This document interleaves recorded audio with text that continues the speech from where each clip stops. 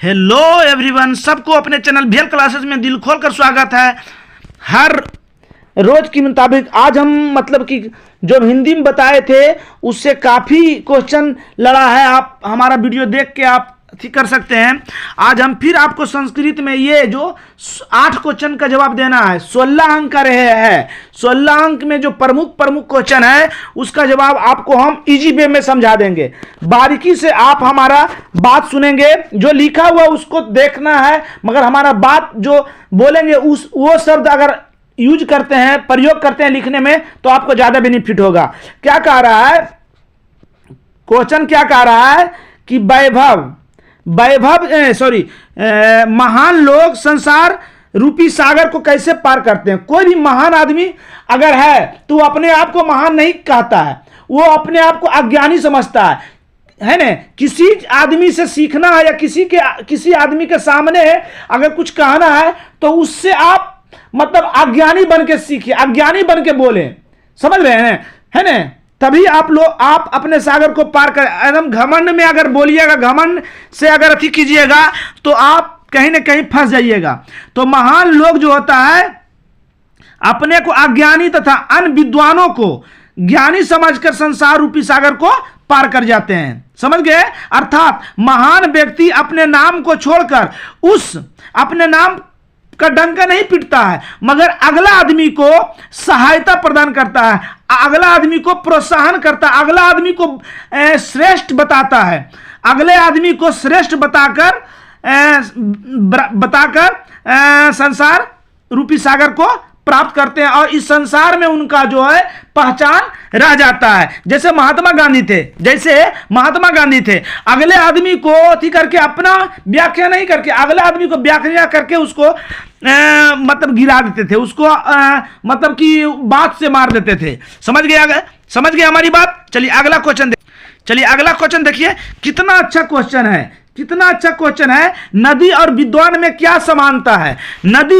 जिस तरह नदी जो है अपनी पूरी धारा के साथ एक समुद्र में जाके विलीन हो जाते हैं, खत्म हो जाता है, उसी प्रकार विद्वान आदमी जो होता है वैसे विद्वान आदमी का नाम जो है इस संसार में मुक्त रह जाता है, इस संसार में रह जाता है, समझ गए। और सभी लोग उनके जाने के बाद सभी पुरुष सभी लोग उनका उदाहरण देते हैं। यही नदी और विद्वान में समानता है। बात समझ गए। चलिए अगला क्वेश्चन देखिए, आलस कथा। इससे एकदम पक्का क्वेश्चन रहेगा, यह स्टार वाला क्वेश्चन है। आलस कथा का क्या संदेश है। आलस्य जो है एक महान रोग है। एक क्या है? महान रोग है। आलस्य करने से आपका काम बिगड़ेगा, कभी सुधरेगा नहीं। आलस्य से आपका आर्थिक स्थिति खराब होगा, कभी बढ़ेगा नहीं। आलस्य से आप हमेशा माइनस में जाइएगा, प्लस में कभी नहीं जाइएगा। आलस्य से यह होगा, समय आपका निकल जाएगा, आप पछताते रह जाइएगा। पछताना के सिवा और आप कुछ नहीं प्राप्त कर सकते हैं। आलस यही संदेश देता है। आलस कथा का संदेश है कि आलस एक महान रोग है ना। आलस एक सहायक प्राय कोई भी नहीं होता। जीवन में विकास के लिए व्यक्ति का कर्मठ होना आवश्यक है ना, आलस का होना आवश्यक नहीं है। आलस शरीर में रहने वाला महान शत्रु है। आलस आपके शरीर में है तो वो आपके शरीर के लिए सबसे बड़ा दुश्मन है, जिससे अपना परिवार का और समाज का विनाश आवश्यक ही होता है। यदि जीवन में विकास का इच्छा रखते हैं तो आलस को त्याग कर और उद्यम को प्रेरित करें, उद्यम को प्राप्त करें। समझ गए। चलिए अगला क्वेश्चन देखिए क्या है। बहुत अच्छा क्वेश्चन। भारत महिमा पाठ पर 5 वाक्यों में परिचय दे। भारत का महिमा जो है पुरानो युग से है, जुगों से चलते आ रहा है। यहाँ का ऋषि मुनि राजा का उदाहरण पूरे देश में कोई भी समाज पर कहीं पर भी बैठ के आप अच्छी तरह से उनका उदाहरण दे के व्याख्या कर सकते हैं। यहाँ की शब्द संस्कृति एकदम अनोखा है, एकदम सब देशों से अलग है ना, सब देशों से अलग है। यहां से लिखिएगा, इस पाठ में भारत के महान महत्व के वर्णन के संबंध पुराणों के 2 पद तथा 3 आधुनिक पद में दिए गए हैं। हमारे देश भारतवर्ष को प्राचीन काल से इतना महत्व दिया गया था कि देवगण भी यहां जन्म लेने के लिए तरसते थे। भारत एक ऐसा भूमि है, भारत एक ऐसा धरती है जो भगवान भी चाहते हैं कि हमारा निवास, हमारा जन्म भारत में हो, और वो खासकर अपना बिहार में, खासकर अपना बिहार में बड़ी महान लोग जन्म लिए हैं। इसलिए सभी देवी देवता तरसते हैं यहां जन्म लेने के लिए। इसकी प्राकृतिक सुषमा अनेक प्रदूषणकारी तथा विध्वंसक क्रियाओं के बाद भी अनुपम है, बहुत अच्छा है। मतलब यहां अनेक बाढ़ आने से, अनेक प्राकृतिक आपदा के बावजूद भी यहाँ का जो है ना, यहाँ का वातावरण बहुत ही अच्छा है, बहुत ही अनोखा है। इसका निरूपण इन पदों में प्रस्तुत किया गया है। बात समझ गए? चलिए अगला क्वेश्चन देखिए, कितना अच्छा क्वेश्चन है, कितना अच्छा क्वेश्चन है बाबू। भारतीय संस्कार पाठ के आधार पर आप स्पष्ट करें कि संस्कार कितने हैं और उनके विवाह संस्कार का वर्णन करें। विवाह संस्कार के बारे में जानना है। मतलब कहने का मेरा मतलब हो गया, जब मनुष्य में जन्म लिए तो विवाह जो होता है, विवाह के बाद जो घर गृहस्थी होता है उसको चलाना सबसे कठिन काम है ना। ऐसा नहीं अकेले जीना ये कोई जीना नहीं कहलाता है, पूरे परिवार के साथ जीना ये सबसे धैर्यवान और सबसे मूल्यवान और सबसे मतलब कि आत्मविश्वास की जरूरत होती है। तब आप परिवार के साथ रहेंगे, जिएंगे, है ना।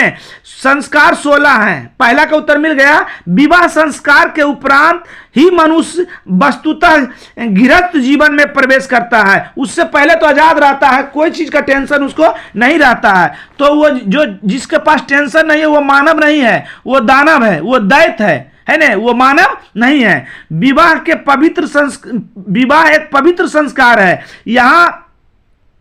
यहाँ विविध संविधान कर्मकांड होते हैं। विवाह में ऐसी थोड़ी विवाह हो जाता है। अग्नि के साक्षी मानता है, अग्नि के साथ अग्नि को साक्षी मान के फेरा लेते हैं, सिंदूर दान होता है, अनेक प्रकार की अथी होती है। देखते हैं क्या लिखे हैं इनमें।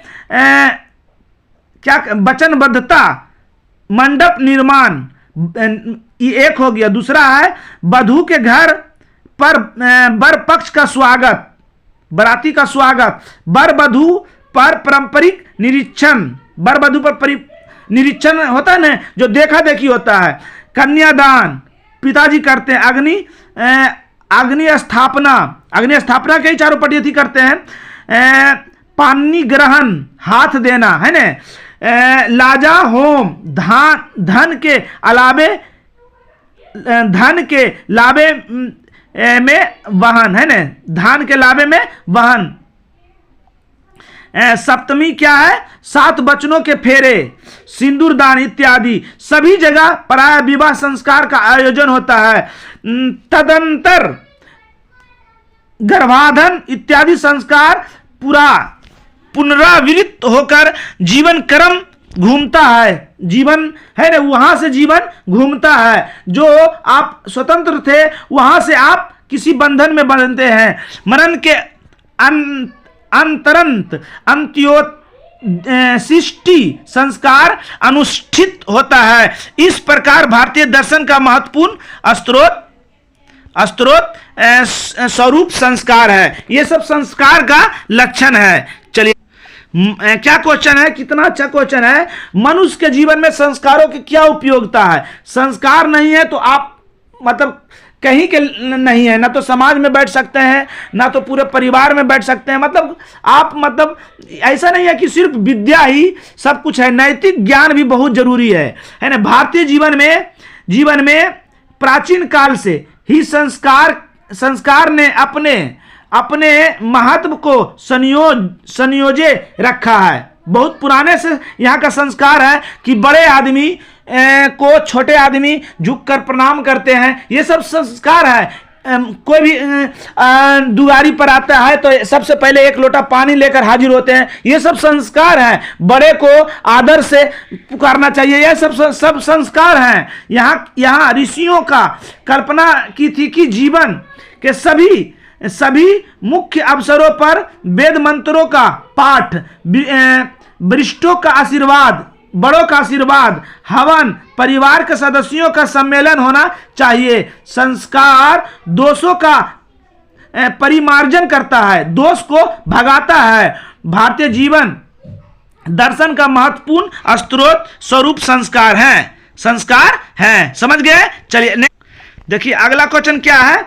कर्मवीर। कर्मवीर का मतलब ही समझ गए होंगे कि मतलब कर्म जो मनुष्य का कर्तव्य है ना, जो मनुष्य का कर्तव्य है, कर्म जो करना चाहिए। माँ बाप का अनादर नहीं करना चाहिए, बड़े आदमी को सत्कार सेवा करना चाहिए, है ना, गरीब आदमी को सहायता प्रदान करना चाहिए, जैसे जिस स्थिति से हो, शारीरिक सहायता हो या पैसे से हो, मगर सहायता करना चाहिए। कहीं पर कुछ हो उसको बेसहारा को सहारा देना चाहिए। ये सब क्या है? कर्मवीर का काम है। क्या है? कर्मवीर का काम है। ऐसा नहीं देख के मुंह मोड़ के वहां से चल जाए, वो कर्मवीर का काम नहीं है। कर्मवीर शब्द से ही आभास होने लगता है कि निश्चय ही कोई ऐसा कर्मवीर है जो अपनी निष्ठा, उद्यम, सेवा भाव आदि के द्वारा उत्तम पद को प्राप्त किए होंगे। जब तक सेवा भाव और अपनी निष्ठा, अपनी उद्यम को नहीं दिखाएंगे तो वो कर्मवीर नहीं कराएंगे। प्रस्तुत पाठ में एक ऐसे ही कर्मवीर की चर्चा है जो अभावग्रस्त जीवन यापन करते हुए भी, अभाव मतलब कि एक गरीबी में रहते हुए भी स्नेहशील शिक्षक का सानिध्य पाकर विविध बाधाओं से लड़ता है, जो परिस्थिति से लड़ता है। बाधाओं के मतलब यहां पर लिखिएगा परिस्थिति से जो लड़ता है, लड़ते हुए एक दिन शीर्ष पद पर लड़ते हुए, मतलब कि ऐसा नहीं एक बहाना करके, मतलब कि आज हमें ये नहीं है तो हम ये नहीं कर पाएंगे, ये जो है वो बहाना है। वो क्या है? बहाना है। आज हम काम किए तो आज नहीं पढ़ेंगे, ये बहाना है।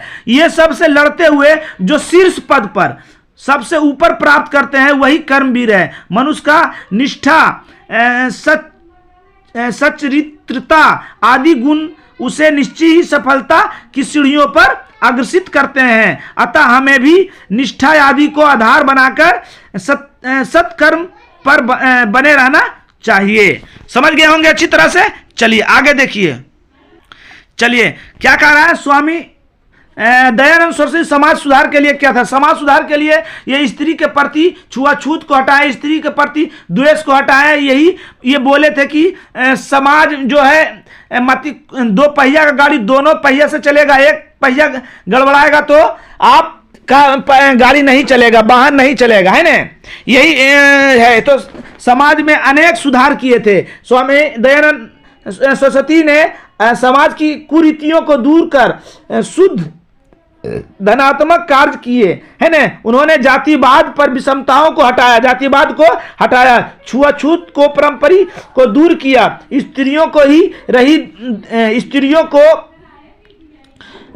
ही रही दुर्दशा को टोका। मतलब स्त्री को जो दुर्दशा है, जो कर रही थी घर के अंदर ही रहेगा, उस परंपरा को खत्म किए, है ना। स्त्री शिक्षा को बढ़ावा दिया, विधवा स्थिति सुधारा। समझ गए? चलिए अगला क्वेश्चन देखिए। सोने के कंगन जो है को देखकर पार्थिक ने क्या सोचा? कोई भी कंगन देखकर, क्या सोने का कंगन देखकर क्या होगा? लोभ आ जाएगा, मगर लोभ उसका जिंदगी को बर्बाद करता है। लोभ करना नहीं चाहिए, खुद परिश्रम करके उस चीज को पाने के लिए चाहिए, और भाग के सहारे भी नहीं छोड़ना चाहिए। बाघ के हाथों में सोने का कंगन देखकर लोभाकृष्ट पार्थी आदमी ने सोचा कि भाग से ही यह संभव है। भाग से कुछ नहीं मिलता है, बिना परिश्रम से कुछ नहीं मिलेगा। फिर भी आत्मसंदेह में प्रवृत्त कार्य नहीं करना चाहिए, है ना। मतलब कि फिर भी आत्मसंदेह से प्रवृत्त कार्य नहीं करना चाहिए, नहीं करना चाहिए, है ना। नहीं करोगे तो थोड़ी सोने का कंगन आप पहन पाओगे। वह सोचने लगा कि अशुभ वस्तु से यदि अभीष्ट की प्राप्ति हो जाए तो उसका अंतिम परिणाम शुभ नहीं होता। सही बात है, अशुभ चीज से कोई चीज अगर प्राप्त करोगे तो वो शुभ नहीं होगा।